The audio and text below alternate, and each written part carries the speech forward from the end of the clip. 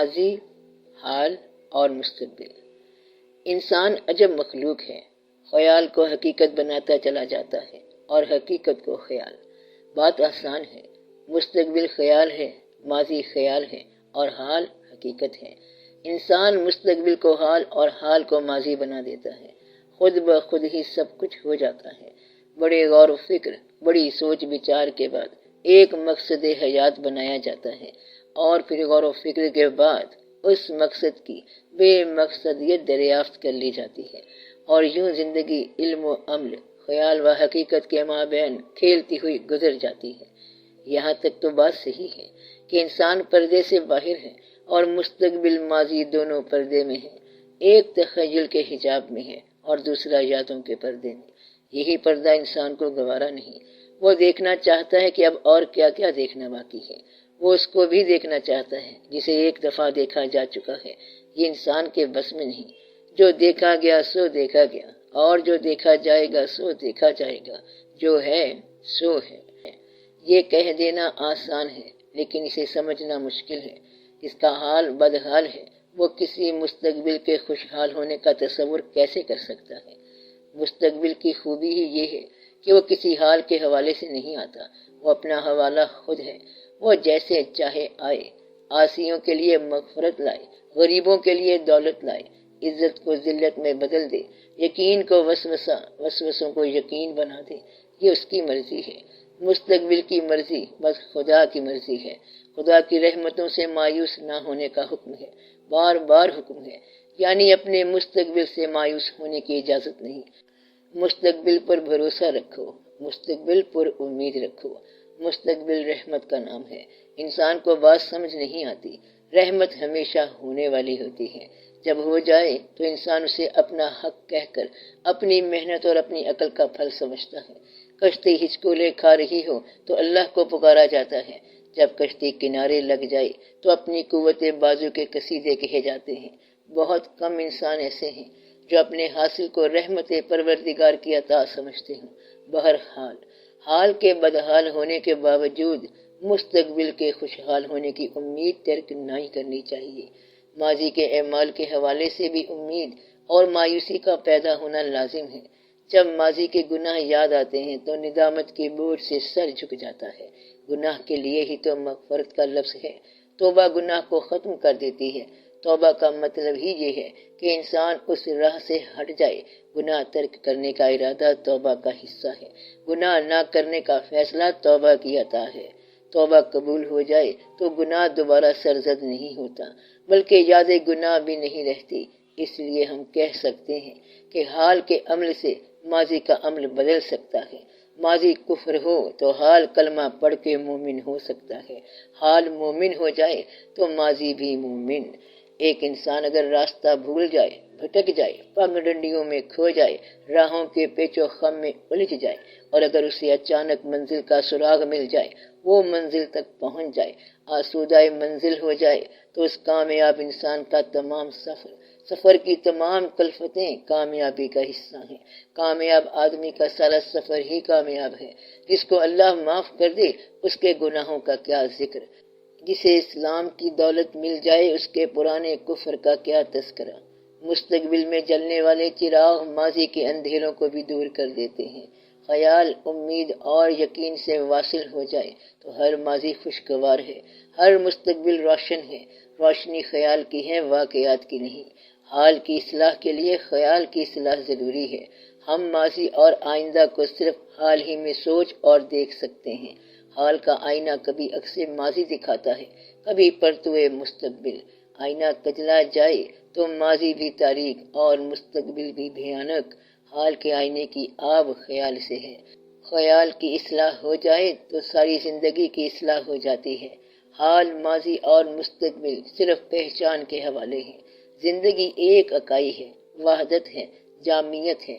اس کا فیصلہ آخری لمحے میں ہوتا ہے کہ زندگی کیا تھی، نوازش یا آزمائش، انعام یا سزا، کامیاب یا ناکام، بامراد یا نامراد، معصیت یا مغفرت۔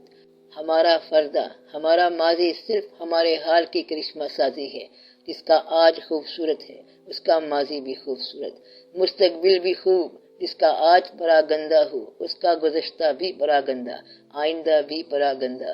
حال کی اصلاح ہونا ضروری ہے۔ حال کی اصلاح کیا ہے؟ ماضی پر صدقے دل سے استغفار اور مستقبل کا خوشگوار انتظار، امید و تیقن کے ساتھ اس کی رحمت کی وسعتوں کے سامنے، اس کی لامحدود عطا کے سامنے اپنی خطا، اپنی کم مائگی اور اپنی بے مائگی کو سرنگوں کر دینا، اس کے انصاف سے ڈرنا، اس کے فضل کا آسرا مانگنا، یعنی اپنے اعمال پر بھروسہ کرنے کی بجائے اس کے فضل پر بھروسہ کرنا۔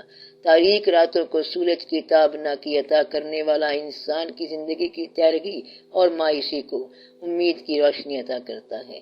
زمین و آسمان کے لشکروں کا مالک ہمارے لیے بہت کچھ رکھتا ہے، شرط یہ ہے کہ ہم اسے تسلیم کریں۔ حال بظاہر ایک لمحہ ہے، ایک نقطہ ہے، لامحدود ماضی اور لامحدود مستقبل کا سنگم، لیکن یہ نقطہ دراصل ایک نقطہ ہے۔ حال پھیل جائے تو صدیوں پر محیط ہو جائے، یہ لمحہ حال اپنا راز عیاں کرے تو یہی ازل ہے، یہی ابد ہے، یہی لمحہ ہمارے فکر و عمل کی آخری حد ہے۔ مستقبل کو ماضی میں بدلنے والا لمحہ اگر چاہے تو ماضی کو مستقبل بنا دے، یہ کار ساز لمحہ ہے، یہ سراپائے راز لمحہ ہے۔ اسی لمحے میں ایک لمحہ ایسا بھی آتا ہے، اسی لمحے میں ایک لمحہ ایسا بھی آتا ہے جب انسان ایسی محفل میں پہنچ جاتا ہے جو آج کی محفل نہیں، لمحہ پھیل جاتا ہے اور بعید قریب ہو جاتا ہے۔ لمحے کا پھیلاؤ عجب ہے، انسان کو زمان و مکان سے نکال کر لامکان تک لے جاتا ہے۔ یہی حال کا مختصر لمحہ اور پھر انسان دیکھتا ہے۔ اگر انسان خسرو رحمت اللہ ہو تو اسے نظر آتا ہے کہ خدا خود ہی میر مجلس ہے اور شمع محفل حضور پر نور صلی اللہ علیہ وآلہ وسلم ہے۔ یہ نظارہ کسی ماضی یا مستقبل کی بات نہیں، یہ حال ہے، حال کا لمحہ، تابناک لمحہ، مختصر لمحہ، خوش نصیب لمحہ۔ حال کے لمحے کو پہچاننے والے دنیا میں آنے والے زمانوں کو جاننے والے ہوتے ہیں۔ حال آگاہ، مستقبل آگاہ ہو جاتا ہے۔ حال آشنا، ماضی آشنا ہے۔ حال کا ادراک ادراک حقیقت ہے، اور اگر حقیقت کا ادراک میسر آ جائے تو تخیل کا ادراک مل جاتا ہے، یہی مستقبل کا ادراک آسان ہو جاتا ہے۔ حال سے باخبر ہونے والا یادوں کو پہچانتا ہے، یعنی ماضی سے باخبر ہو جاتا ہے۔ حال آشنا کے سامنے ماضی اور مستقبل کے جلوے موجود رہتے ہیں۔